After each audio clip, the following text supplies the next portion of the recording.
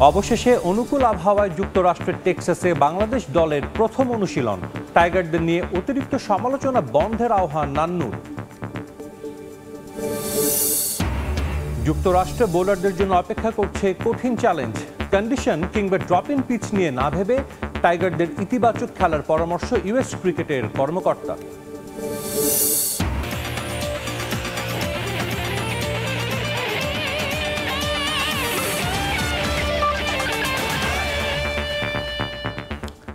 বিশ্বের নানা প্রান্তের খেলাধুলার খবর নিয়ে আমাদের নিয়মিত আয়োজন খেলার সময়, আর এই আয়োজনে আপনাদের সঙ্গে আছি আমি সাজিদ মুস্তাহিদ।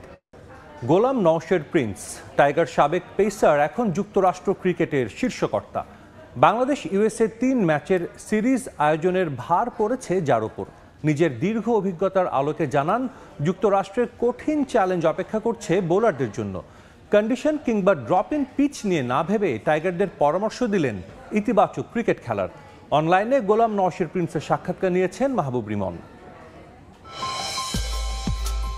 লাল সবুজের জার্সিকে গুড বাই 97তে মাঝে দায়িত্ব পালন করেছেন বিসিবির নির্বাচক হিসেবে। এরপর পাড়ি জমান যুক্তরাষ্ট্রে। গোলাম নওশের প্রিন্সের সেই অভিজ্ঞতায় কাজে লাগাচ্ছে মার্কিন ক্রিকেট। বর্তমানে দায়িত্ব পালন করছেন ইউএসএ ক্রিকেট অপারেশনস কমিটির সদস্য হিসেবে।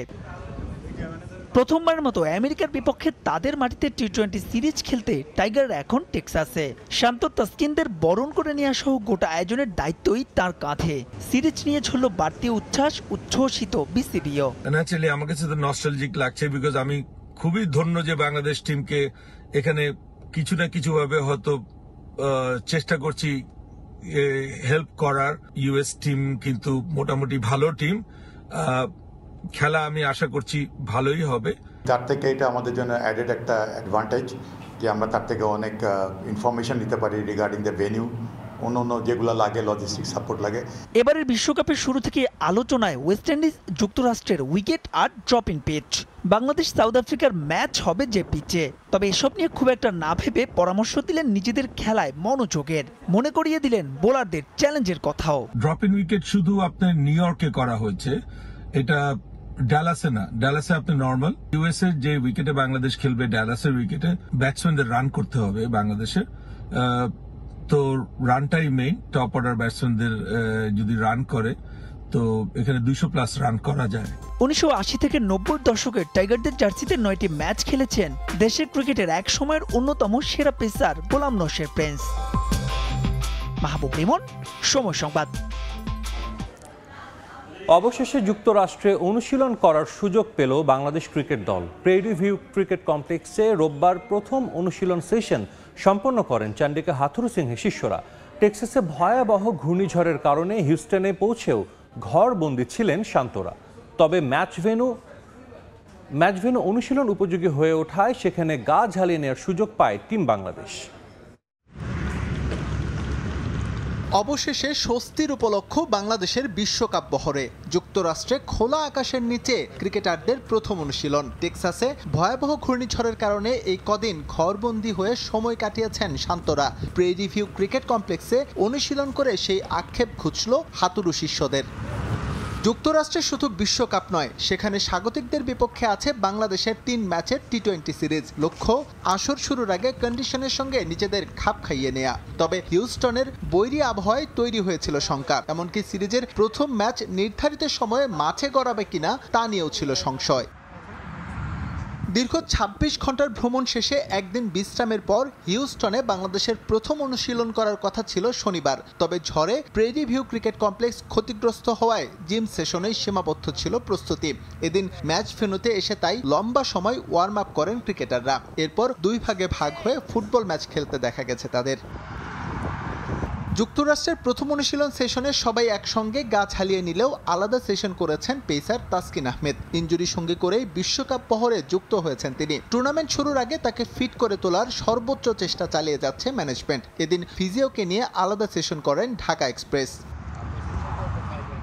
আগামী 21শে মে সিরিজের প্রথম টি-20তে যুক্তরাষ্ট্রের মুখোমুখি হবে টিম বাংলাদেশ। তার আগে আর মাত্র একদিন অনুশীলন করার সুযোগ পাবেন শান্ত সাকিবরা। প্রস্তুতিতে ঘাটতি থাকলেও ম্যাচের মধ্য দিয়ে তা কাটিয়ে উঠতে চান ক্রিকেটাররা। একই সঙ্গে ধারণা নিতে চান আবহাওয়া এবং সেখানকার পিচ কন্ডিশন সম্পর্কেও। এস এম ইকবাল, সময় সংবাদ। লোয়ার মিডল অর্ডার নিয়ে নিত্য নতুন পরীক্ষা নিরীক্ষায় জাতীয় দলে থিতু হতে পারছেন না ক্রিকেটাররা। এক সিরিজে অধিনায়ক তো পরের সিরিজে দল থেকেই জায়গা হারাচ্ছেন অনেকেই। জিয়া, রাব্বি, শামীম কিংবা সোহানরা এখন অতীত। শেখ মেহেদী আর জাকের আলীরা বর্তমান হলেও ভবিষ্যৎ নিয়ে আপাতত কোনো আশার আলো নেই। এমন সংকটের পেছনে নীতি নির্ধারকদের ধৈর্যের অভাবকে দায়ী করলেন নুরুল হাসান সোহান। বছর দুয়েকের ব্যবধানে মুদ্রার দুই পিঠ দেখলেন নুরুল হাসান সোহান। টি-20 দলের ভবিষ্যৎ নেতৃত্বের বিবেচনায় থাকা এই উইকেটকিপার ব্যাটার এখন জাতীয় দলের ধারে কাছেও নেই। লোয়ার মিডল অর্ডার নিয়ে বিসিবির পরীক্ষা নিরীক্ষায় সোহানের মতো ভুক্তভোগী হয়েছেন আরও অনেকে। 2021 টি-20 বিশ্বকাপের পর থেকে হিসেব টানলে 6 বা 7 নম্বর পজিশনে অন্তত 5 থেকে 6 জন ক্রিকেটারকে খেলানো হয়েছে। এরপর সেই বিশ্বকাপে বদলে যায় প্রেক্ষাপট। ফিনিশার রোলে টিম ম্যানেজমেন্টকে সন্তুষ্ট করতে না পারায় বাদের তালিকায় কিছুদিন আগেও ক্যাপ্টেন্সি বিবেচনায় থাকা সোহান। আমি যখন লাস্ট টি-20 ওয়ার্ল্ড কাপে ছিলাম, আমাদের ইন্ডিয়ার সাথে মনে হয় 19 রান লাগতো, হয়তো 15-16 রান আমি নিতে পেরেছিলাম। ওই জায়গায় যদি হয়তো একটা বাউন্ডারিরই অপশান ছিল 4 বা 6 হলে, তো আমার কাছে মনে হয় ওইটাও যদি হইতো তাহলে হয়তো অন্যরকম সিনারিও থাকতো। এবার নতুন বিশ্বকাপে নতুন lower middle order setup team বাংলাদেশের। জাকের আলীকে 6 আর শেখ মেহেদীকে 7 নম্বরে খেলানোর পরিকল্পনা চন্ডিকা হাতুরু সিংহের। জাতীয় দলে এমন মিউজিক্যাল চেয়ার কম্পিটিশনে সোহান দায়ী করলেন টিম ম্যানেজমেন্টকে। আমাদের তো এমনি ধৈর্য কম, অবশ্যই আমার কাছে মনে বলবো যে সবাই যদি ধৈর্য ধরি সব কিছুতেই, কারণ আমার কাছে মনে হয় যে আমাদের প্ল্যানে স্টিক থাকাটা অনেক ইম্পর্টেন্ট। তবে প্রশ্ন হচ্ছে আপাতত সোহানের ফেরার উপায় কি? বিসিবি থেকে বা বোর্ড থেকে আসলে এইচপির সাথে বা পরবর্তী কোনোভাবে ইনভলভ হওয়ার কোনো পরামর্শ বা কোনো কিছু এখন পর্যন্ত? অবশ্যই হয়তো বিসিবির ওরকম কোনো প্ল্যান আছে, হয়তো কোনো ক্যাম্প হবে এবং হয়তো ওই ক্যাম্পে নিজের ফিটনেস বা স্কিল নিয়ে আরও ইমপ্রুভ করার চেষ্টা করব। সাব্বির মিথুন, সময় সংবাদ, ঢাকা। সেপ্টেম্বরের ফিফা উইন্ডোতেই হামজা দেওয়ান চৌধুরীকে বাংলাদেশের জার্সিতে খেলানোর স্বপ্ন দেখছে বাফুফে। তার পাসপোর্ট নিয়ে জটিলতা কাটাতে কাজ করছে বাংলাদেশ ফুটবল ফেডারেশন। এদিকে মোহামেডানের সোলেমান দিয়াবাতেকেও লাল সবুজের জার্সিতে খেলানোর বিষয়ে কথা এগিয়েছে বলে জানান বাফুফের সাধারণ সম্পাদক ইমরান হোসেন তুষার। বেশ কিছুদিন ধরেই দেশের ফুটবলে আলোচনায় হামজা দেওয়ান চৌধুরী। লেস্টার সিটির এই ফুটবলার বাংলাদেশের হয়ে খেলবেন কিনা, খেললেও সেটা কবে, এ নিয়ে জলঘোলা কম হয়নি। দেশের ফুটবল প্রেমীরাও চান তাকে লাল সবুজের জার্সিতে দেখতে। তাই এবার তাকে বাংলাদেশের হয়ে খেলানোর জন্য বেশ আটঘাট বেঁধেই নেমেছে বাফুফে। দ্রুতই হামজাকে দেখা যেতে পারে লাল সবুজ জার্সিতে, এমনই ইঙ্গিত ফুটবল ফেডারেশনের। আমরা নেক্সট ফিফা উইন্ডো সেপ্টেম্বরের টার্গেট ধরেই কাজ করছি। আশা করি নিশ্চয়ই সামনে আপনারা ভালো নিউজ শুনবেন। বাফুফের মতো হামজাও চান বাংলাদেশের জার্সিতে খেলতে। বাংলাদেশি পাসপোর্টের জন্য আবেদনও করতে যান তিনি, তবে কিছু জটিলতায় তার সম্পূর্ণ হয়নি। যদিও এবার বাফুফে উদ্যোগ নিয়েছে সমস্যা সমাধানের। ইংল্যান্ডে অবস্থিত বাংলাদেশ দূতাবাসের রাষ্ট্রদূতের সাথে কথা বলেছে এবং রাষ্ট্রদূত নিজে হামজার ফ্যামিলির সাথে কথা বলেছে। পরবর্তীতে হামজা যখনই যাবে তাকে আমরা সর্বাত্মক সহযোগিতা করবে দূতাবাস থেকে, আর আমরাও যোগাযোগের মধ্যে রয়েছি। ইতিমধ্যেই জানেন আমরা জামাল প্লাস তারেক কাজী এই নিয়ে কাজ করেছে, তো আমরা পরবর্তী যে পদক্ষেপ আমরা অলরেডি কাজ শুরু করেছি। হামজা ছাড়াও বাফুফের সঙ্গে কথা এগিয়েছে মোহামেডানের সোলেমান দিয়াবাতের সঙ্গে। মালির এই ফুটবলার অনেক আগেই আগ্রহ প্রকাশ করেছিলেন বাংলাদেশের হয়ে খেলতে। যদিও তাকে লাল সবুজের জার্সিতে খেলাতে বাফুফের বিবেচনায় রাখতে হবে অনেক কিছু, তারপরও তাকে নিয়ে বেশ আশাবাদী বাংলাদেশ ফুটবল ফেডারেশন। দিয়াবাতের সাথে কিন্তু আমরা বসেছিলাম, সে জানিয়েছে যে এরকম সে ডুয়েল সিটিজেন নিতে পারবে।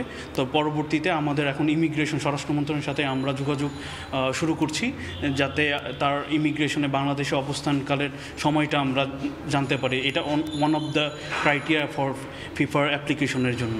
এবারের বাংলাদেশ প্রিমিয়ার লিগে দারুণ ছন্দে আছেন দিয়াবাতে।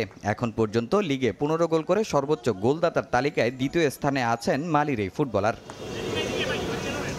তামিম হোসেন, সময় সংবাদ, ঢাকা। আবারও স্বাগত খেলার সময়। চোখের ইনজুরিতে ব্রাজিলের কোপা আমেরিকার স্কোয়াড থেকে ছিটকে গেলেন ম্যান সিটির গোলরক্ষক এডারসন। তার জায়গায় ডাক পেয়েছেন সাও পাওলোর 34 বছর বয়সী রাফায়েল পেরেস মন্তেরো। এছাড়াও স্কোয়াডে আরও 3 জন খেলোয়াড় যোগ করেছেন কোচ দরিভাল জুনিয়র। ডাকা হয়েছে ব্রেমের, এডারসন ও পোর্তোর ফরওয়ার্ড পেপেকে। সব মিলিয়ে 26 জনকে নিয়ে কোপা পুনরুদ্ধারের মিশনে নামবে সেলেসাও। প্রথম দর্শনে মনে হয়েছিল নিরীহ একটা চার্জ, কিন্তু ভুল ভাঙে কিছুক্ষণ বাদেই। গেল সপ্তাহে ইপিএলে টটেনহ্যামের বিপক্ষে ম্যাচে আর্জেন্টাইন ডিফেন্ডার ক্রিস্টিয়ানো রোমেরোর সঙ্গে ধাক্কায় কাল হয়ে দাঁড়ালো সিটি গোলরক্ষক এডারসন সান্টানার জন্য। আইস হকিতে চির ধরে শুধু এফএ কাপের ফাইনাল থেকে ছিটকে যাওয়া নয়, বাদ পড়লেন আসন্ন কোপা আমেরিকার ব্রাজিল স্কোয়াড থেকেও। খেলার সময় শীর্ষ সংবাদগুলো জানিয়ে দিচ্ছে আরেকবার।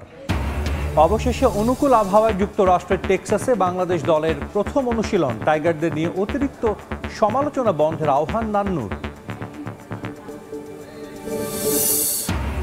যুক্তরাষ্ট্রে বোলারদের জন্য অপেক্ষা করছে কঠিন চ্যালেঞ্জ। কন্ডিশন কিংবা ড্রপ ইন পিচ নিয়ে না ভেবে টাইগারদের ইতিবাচক খেলার পরামর্শ ইউএস ক্রিকেটের কর্মকর্তার।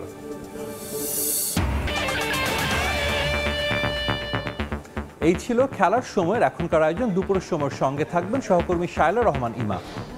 ধন্যবাদ সাজিদ। দুপুরের সময় নিয়ে ফিরছি কিছুক্ষণ পর, সঙ্গেই থাকুন সময়ের।